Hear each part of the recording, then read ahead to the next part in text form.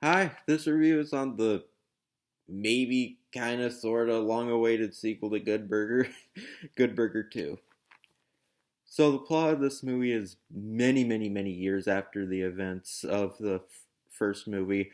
Dexter is now a struggling inventor and his stuff never works, and he's also married and also has a kid, and he's kind of a dysfunctional family type father. And then one day he reminisces of his past and remembers his days at Good Burger, so he goes out and finds Ed, and they both reunite. And he's still a dum dum as usual, and Ed even now has a giant family, and they go back to Good Burger to reunite and look back on their past. And they find out that and then they sign this contract because there's this company called Megacorp who wants to buy Good Burger and make even more uh, Good Burger locations around the world. And then they find out that they're all getting fired and they're replacing everybody with robots. And of course, they don't like that. They like the manual work. So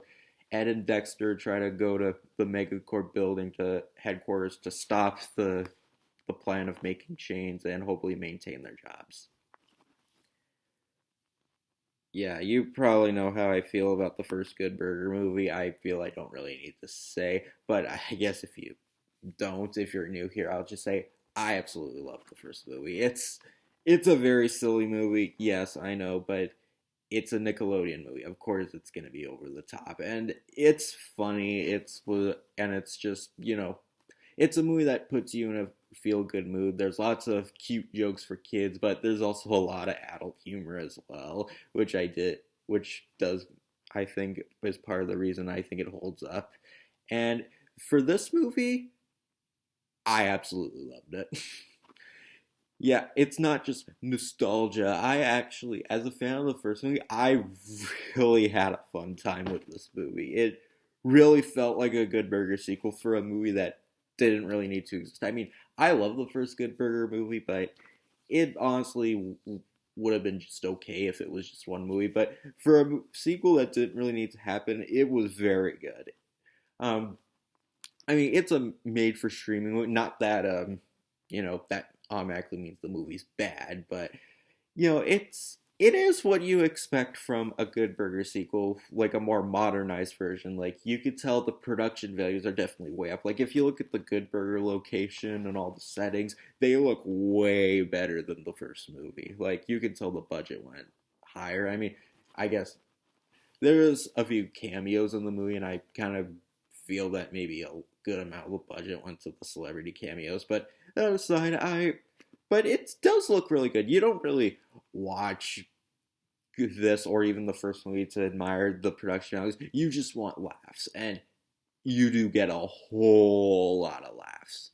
So sometimes there's a couple occasions they kind of just repeat the same jokes as the first movie, but that's only like once in a while. Sometimes you're like, they did that first movie, but no, for the most part, a lot of it's really new material, and it really feels like Good Burger humor. It doesn't feel like a modernized take, because I mean, like I said, I really hate using the word timeless. But I mean, like when I say like this movie feels like the first movie, I mean in terms of its humor. It doesn't. They don't really emphasize what year it's in, and it really does feel like obviously it. You could tell it was made today, but lots of the jokes and humor does feel like something that the Good Burger movie and the original skits on all that would do. And Keenan and Kel, they're both great, even though Kel is kind of a bit old for this role. He still looked like he was having fun. You can tell he absolutely loves the role as Ed.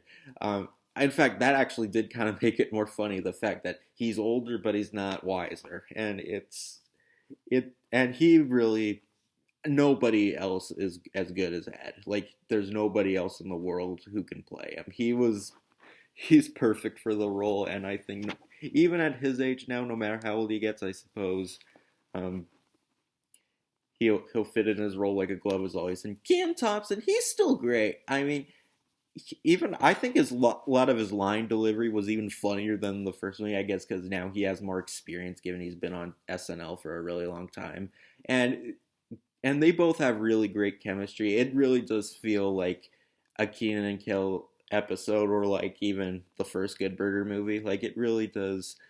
They really haven't lost their luster, I guess we should say. And there's a kid, like I said, how Ed has a whole bunch of kids. There's this one whose name is literally Ed too, and he's just a kid doing an impression of Ed, and it's I can tolerate it, but like Ed's the kind of character like nobody else could play as. He's kind of like Jim Carrey. You know how whenever you see someone trying to act like Jim Carrey, they're never funny. They just come off as annoying and cringy.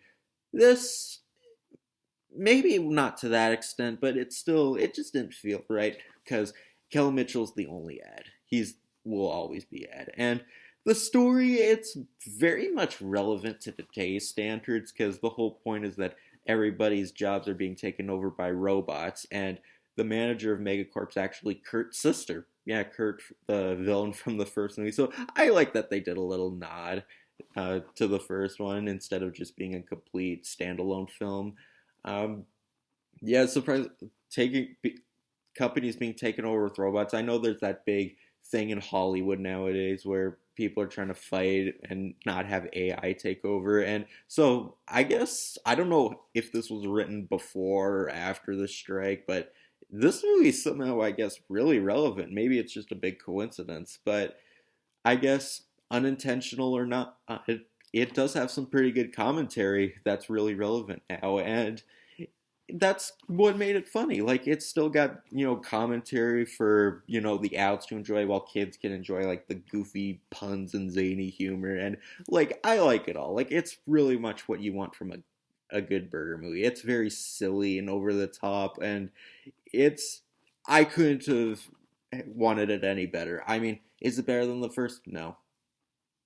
No, but I was not expecting it to be better than the first. I just wanted something funny and enjoyable, and that's really what I got. Across the Spider Verse, like I said, is still my favorite movie of the year, but this was pretty close. So, Good Burger 2 was an absolute joy. I loved it. It was very funny, it was really entertaining, and it really felt, it brought that joy back to me as I did when I first saw the first movie as a kid, and I always watched it to death.